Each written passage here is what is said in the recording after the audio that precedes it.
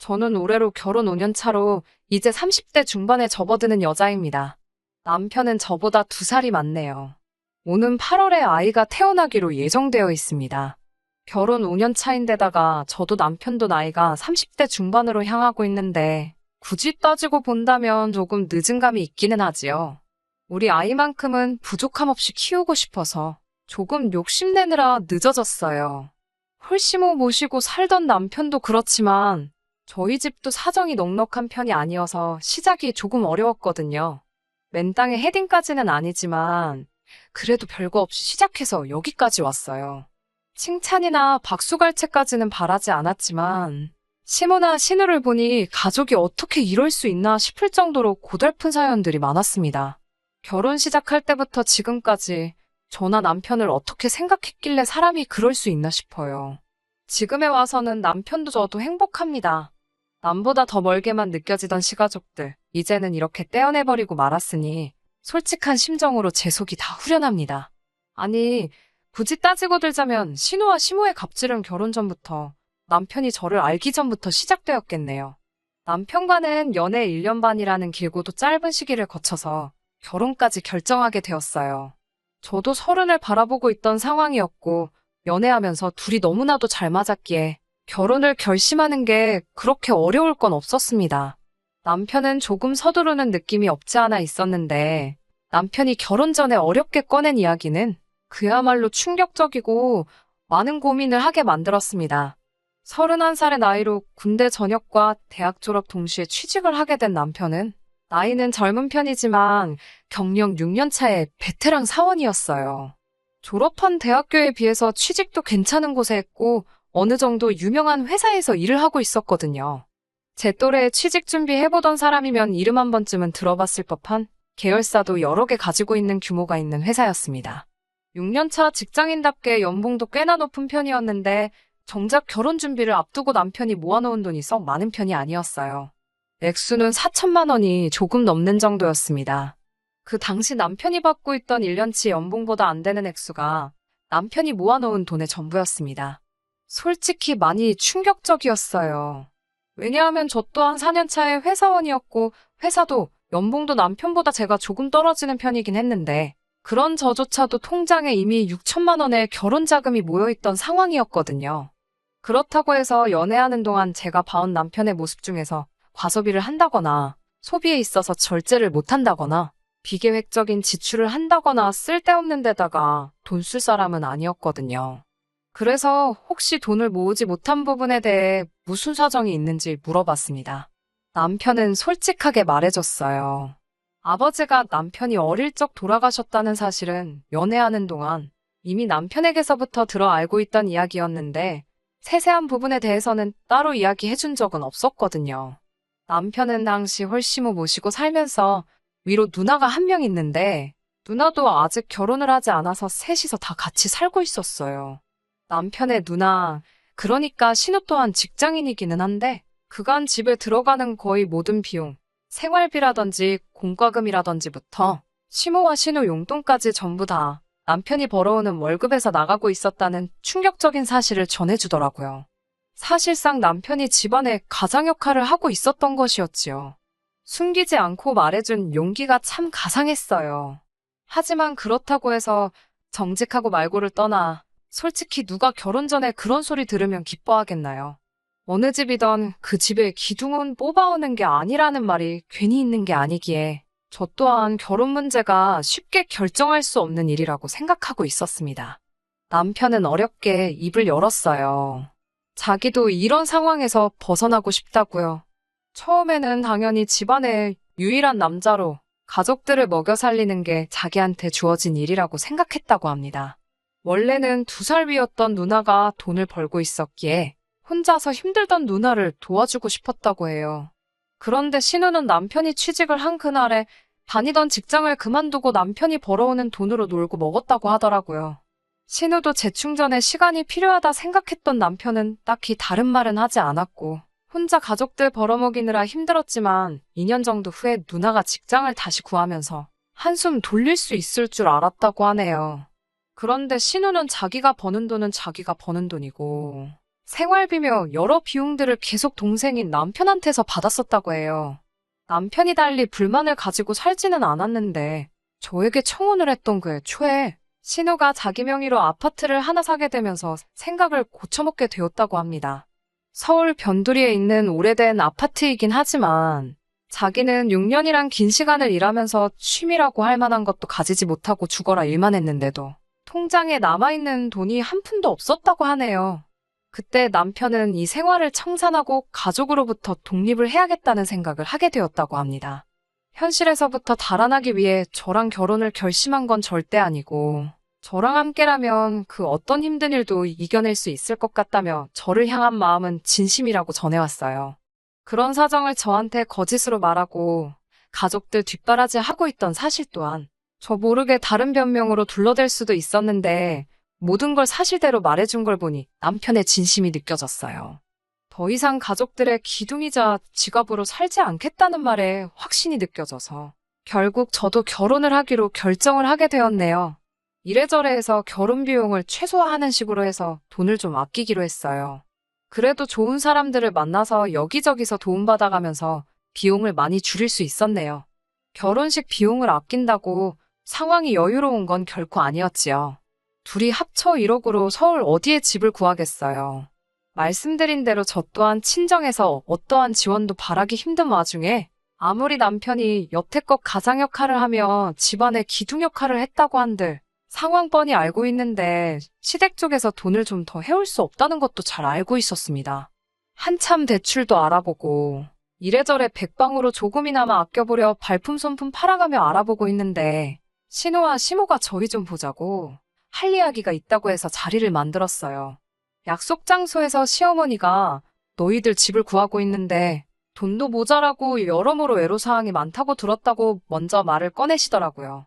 뭐 얼마를 지원해주겠다 하는 말은 기대도 안 했는데 저희가 고생하고 있다는 걸 알아주시니 남편도 시어머니의 그런 반응을 예상 못했는지 조금 놀라는 분위기였습니다.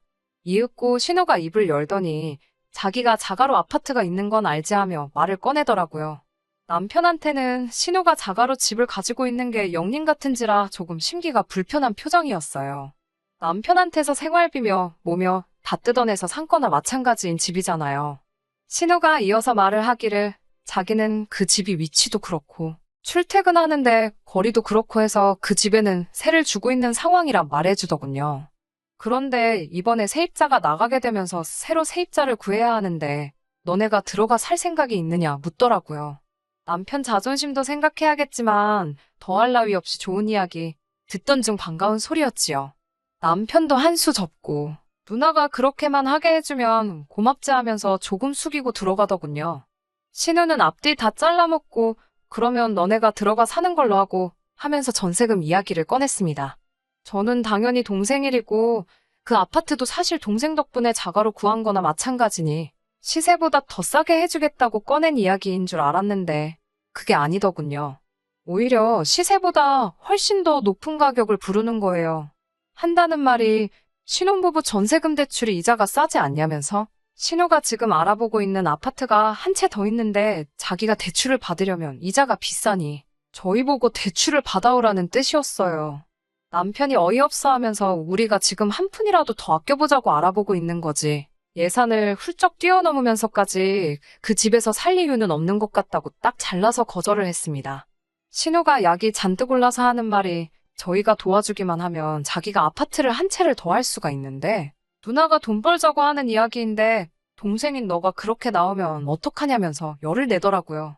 더럽고 치사하게 나오는 게 누군데 오히려 저희한테 역정을 내면서 짜증을 부리더라고요. 시모도 나서서 남편 보고 이자 싸게 돈 좀 해오라고 가족끼리 서로 도와야지 않겠냐고 하는데 말이 가족끼리 서로 돕자는 거지. 일방적으로 저희가 희생을 하라 강요하는 소리였어요. 남편도 저한테 했던 말이 있으니 굴하지 않고 그렇게 할 생각 없다고 단호하게 나오니 신우가 이내 잠잠해지더니 알겠다고 하나뿐인 동생 위해서 자기가 손해 좀 감수를 하겠다고 나오더라고요. 그런데 전세금도 매물 나와 있는 거에 비해 별반 차이 없는 금액을 말하면서 싸게 들어와서 살게 해주는 대신에 조건이 있다면서 말도 안 되는 요구를 하기 시작하는 겁니다. 자기가 잘 아는 업체 알아봐 놓은 데가 있다고 저희가 새들어 살다가 인테리어를 싹 다 새로 해놓고 나가기만 하면 된다고 하는 거예요. 그러면서 견적이라고 말하는데 2년 내로 하면 지금 내놓은 견적 그대로 해주기로 했다고 3천만 원만 따로 모아놓으라는 거예요. 속이 훤히 보이더군요. 저희가 나가게 돼서 세를 다시 주거나 아파트를 팔거나 하려면 구축 아파트라고 해도 내부 인테리어를 새로 해놓은 게 더 유리하니 그 비용을 저희 보고 내라고 하는 거였지요. 끝까지 독립해서 이제 자기 인생 찾겠다는 동생한테서 마지막까지 한 푼이라도 더 뜯어먹을 생각밖에 없는 거예요. 남편도 결혼하면서 이제 생활비도 더 줄 수가 없다 이미 말을 했다고 하니 신우랑 시모도 이번이 마지막 기회라고 생각했는지 마지막 한 방울까지 다 짜내서 털어먹으려는 계획을 가지고 있던 겁니다. 그러는 와중에 언성이 높아지고 조금 다투는 식으로 이야기가 오고 가게 되었습니다. 여태 내가 벌어온 돈에 빌붙어서 산 집 아니냐. 어차피 그 집은 전세로 들어가도 우리 예산을 초과해서 그 돈 내고 전세로 들어갈 생각도 없다 하고 못을 박았어요. 하물며 2년 살고 3천만 원 들여서 인테리어 새로 해주고 집을 빼줄 생각도 없다고. 3천만 원이 누구 집 개 이름도 아니고 차라리 월세를 살아도 그거보단 싸게 먹히겠다고 하면서 신우시모와 대판 싸우게 되었지요. 결국 시모와 신우와는 더할 이야기도 없었고 연을 끊고 사내 어쩌네 하면서 헤어지게 되었습니다. 가족끼리 연을 끊겠다는 말이 남편에겐 상처일 법도 했는데 오히려 이렇게 된 게 후련하다고 하면서 저한테도 크게 마음 쓰지 말라고 이야기를 해주더라고요. 겉으로는 아무렇지 않은 척 하지만 속은 말이 아니겠구나 싶었습니다. 그렇게 저희는 결혼을 하게 되었어요. 결혼식도 스몰 웨딩보다도 훨씬 더 조촐하게 했습니다. 어차피 시모와 신우가 연을 끊겠다며 결혼식도 불참하겠다 선언을 했거든요. 신혼집은 교통도 불편하고 집도 오래된 빌라였지만 저희 형편 안에서 가장 좋은 조건으로 구해서 들어갔어요. 어차피 맞벌이 부부였고 둘 다 같은 목적을 가지고 있었으니 그 생활이 힘들거나 하지는 않았습니다.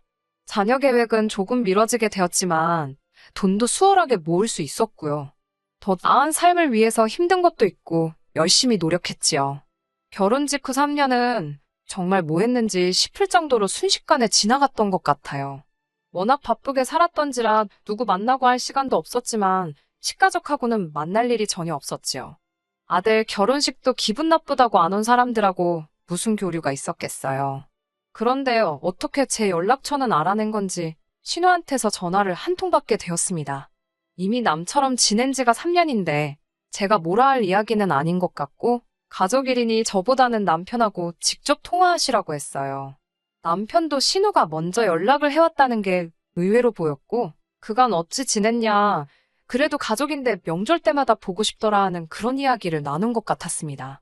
남편도 그 꼴로 연을 끊게 되었지만 그 기간 동안 가족들하고 연락 한 통 없이 지내며 나름 고충도 있었고 외롭고 힘들었던 부분이 있었나 봐요. 그래서 다시 한번 만나기로 했지요. 약속 장소에 나갔는데 신우와 시모가 먼저 도착해서 저희를 기다리고 있었습니다. 멀리서부터 반갑게 손을 흔드는 두 사람 모습에 남편도 어느 정도 벅차오르는 듯해 보였어요. 시작이 안 좋았지만 이제부터 잘 지내볼까 생각했던 그 마음은 신우와 시모와 인사를 하자마자 날아가 버리고 말았습니다. 거두절미하고 신우와 시모가 저희한테 꺼낸 말은 너네 집 산다고 돈 좀 모아놓은 게 있지 않냐면서 그 돈 좀 보태라고 하더군요. 자기가 알아봐 놓은 대박 아파트가 있다면서 지금 사놓고 몇 년만 묵히면 큰 돈이 될 거라고요. 그때랑 다르게 저희한테 빌리는 거고 집값이 오르면 저희 목도 좀 쳐서 돌려주겠다고 하는 겁니다. 남편 표정은 실망한 기색이 역력했어요.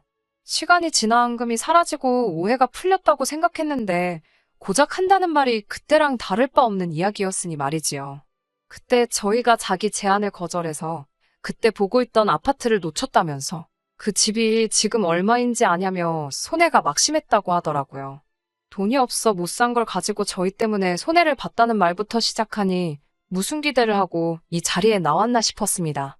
아무튼 그때 저희 때문에 손해본 것도 있지만 다 용서해주겠다면서 이번에는 두 번은 오지 않을 기회이니 가족의 일원으로서 동참하라고 하는 거예요.